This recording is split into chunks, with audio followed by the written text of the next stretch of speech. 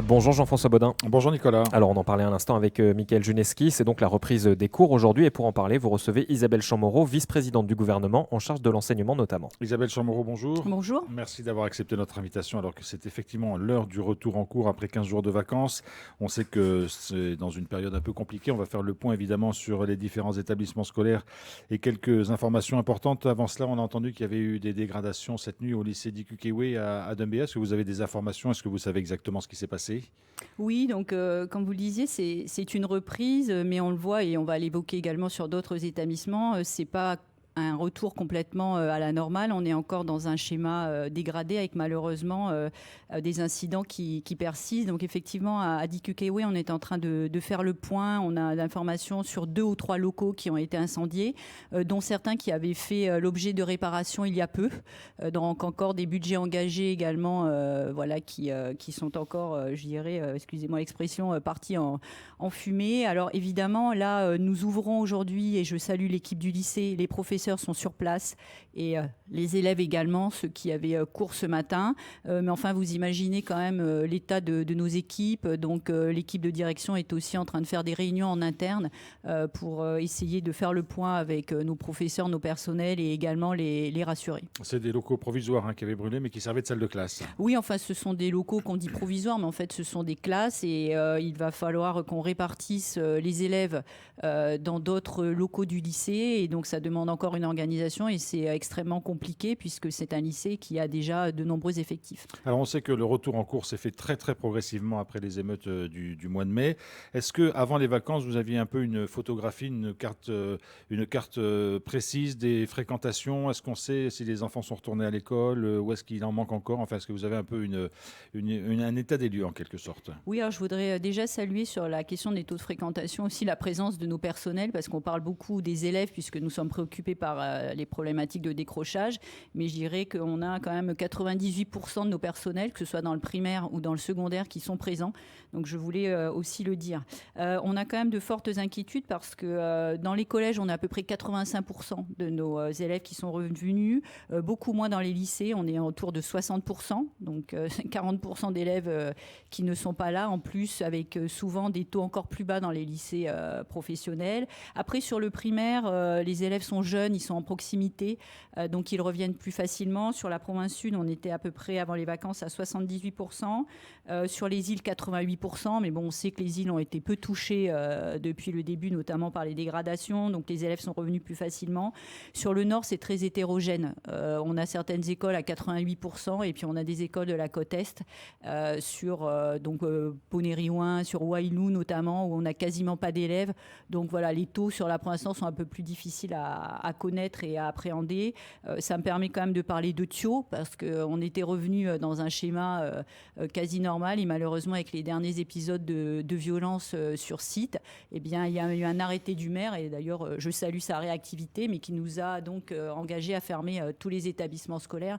Donc on voit quand même après les insurrections, enfin l'insurrection du mois de mai, tous les impacts néfastes et graves que ces violences continuent à avoir sur notre population scolaire. Alors, ces taux de fréquentation sont mitigés, on va dire. À quoi ils sont dus? Est-ce qu'ils sont dus au fait que les enfants n'ont plus d'établissement scolaire où aller, ou est-ce que certains se déscolarisent petit à petit? Est-ce que vous avez une crainte là-dessus? Donc là, on a créé, alors on n'est pas resté inactif sur la question de l'absence de nos élèves. On a fait un état des lieux depuis la reprise, mais là, on a créé un groupe de travail vraiment dédié entre le primaire et le secondaire pour analyser effectivement ces causes de non-retour.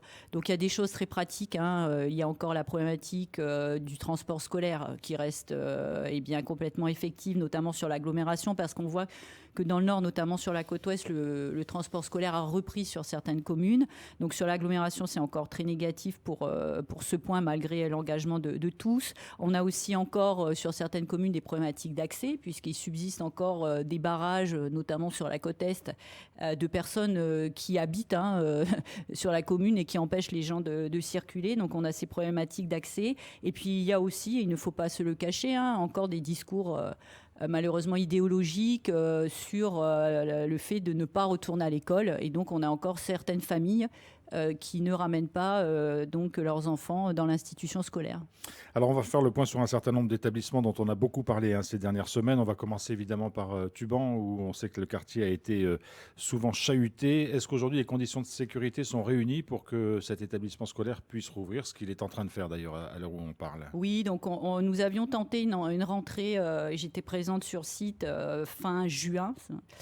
Donc ça fait plusieurs semaines que nous avons été contraints de redispatcher les élèves dans 3 autres collèges. Et là, je voudrais aussi saluer la patience des familles concernées qui ont dû déplacer les élèves qui se sont très bien intégrés, et puis les équipes des 3 collèges qui ont tout mis en œuvre pour justement accueillir ces élèves dans leurs locaux. Donc aujourd'hui, c'est la rentrée au collège de Tuban. Donc là, je vais m'y rendre après notre entretien. Donc ce sont les personnels qui rentrent aujourd'hui pour remettre un petit peu les choses donc en fonctionnement, et les élèves donc seront accueillis dès demain. Ces dernières semaines, nous avons eu de nombreuses réunions avec les partenaires. Je voudrais vraiment saluer leur travail. La SIC en premier lieu, qui gère les logements à proximité du collège, mais aussi les forces de l'ordre. Je suis passée quotidiennement ces dernières semaines, et encore ce week-end, j'ai vu également les améliorations, puisque tous les locaux, les commerces qui avaient été dégradés ont fait l'objet de fermetures pour que les enfants justement ne se blessent pas, que on soit en pleine sécurité. La mairie de Nouméa a également changé un certain nombre de luminaires, nettoyé les voiries, et les forces de l'ordre étaient très présentes ce week-end. C'était des engagements qui avaient été pris pour qu'on puisse sécuriser cette rentrée, et on fera bien sûr un bilan. Il faut qu'on reste vigilant et prudent, donc on fera aussi un bilan en fin de semaine pour organiser la suite. Alors, il y a aussi le cas de Petro Attiti, du lycée Petro Attiti à Rivière-Salée. Il devait fermer, il ne ferme plus, il rouvre partiellement. Où est-ce qu'on en est concrètement?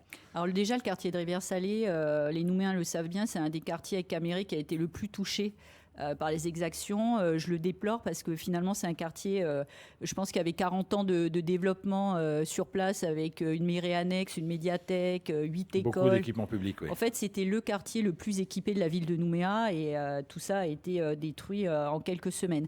Donc on a quand même 2 soucis sur le quartier. On a réorganisé l'accueil au niveau du collège, mais comme vous le savez, le collège ne réouvrira pas compte tenu des dégâts à la rentrée 2025. Donc il y a beaucoup de réactions sur le sujet, et je le comprends, parce que quand on ferme un établissement scolaire dans un quartier, c'est toujours très difficile pour la population. Mais avant ce qui s'est passé, il n'était pas question de le fermer.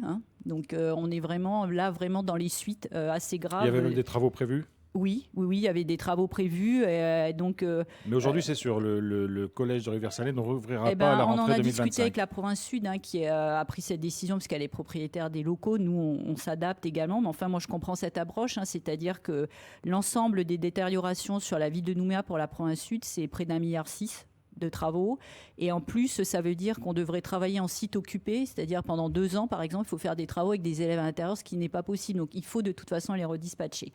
Nous sommes plutôt au niveau du gouvernement sur le quartier de Rivière-Salée, sur Petro Attiti. Donc, juridiquement, ça a été un petit peu compliqué à gérer. Maintenant, on y voit un petit peu plus clair, puisqu'on a réparti à peu près 60% de nos élèves dans d'autres lycées.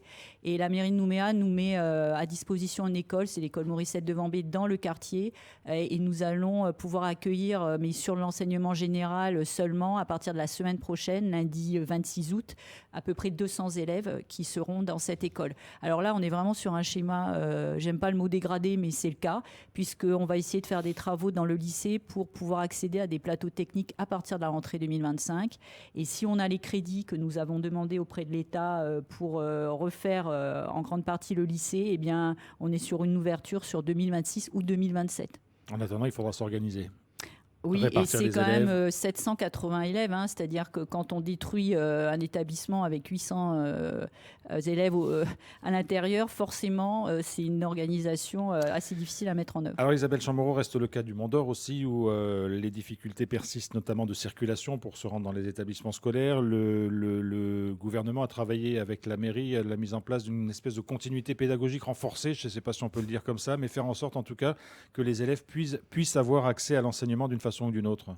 Oui, alors depuis le début des blocages sur la route au niveau de la tribu de Saint-Louis, le lycée du Mont d'Or et le collège du Boulary avaient mis en place une continuité pédagogique.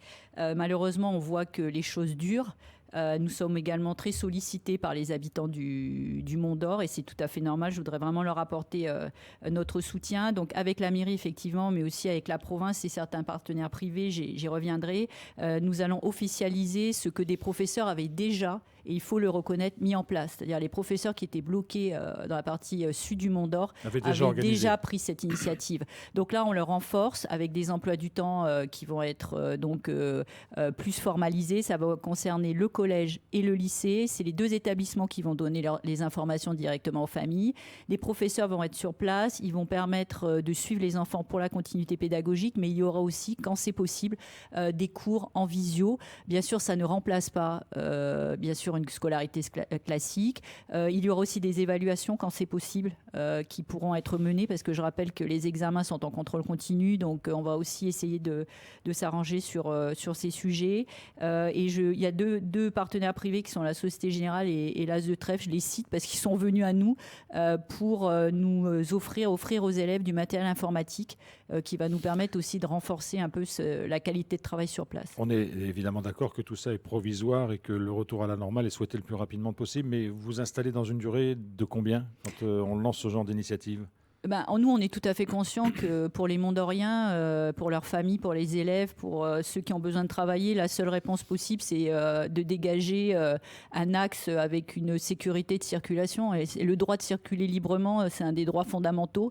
Et là, il n'y a que ça qui va donner aux Mondoriens une vie normale. Après, ce qui a été fait par la province au niveau des navettes maritimes, je voudrais vraiment le saluer parce que pour l'instant, c'est le seul cordon ombilical qui relie le Mont d'Or au reste de la Nouvelle-Calédonie. Qui permet aussi aux professeurs de se déplacer. Et qui permet aux professeurs de se déplacer. Alors nous, on le dit quand même aux familles, on veut les rassurer, ce système qui n'est pas, bien sûr, une scolarité normale, sera maintenu jusqu'à ce que les choses reviennent à un mode classique.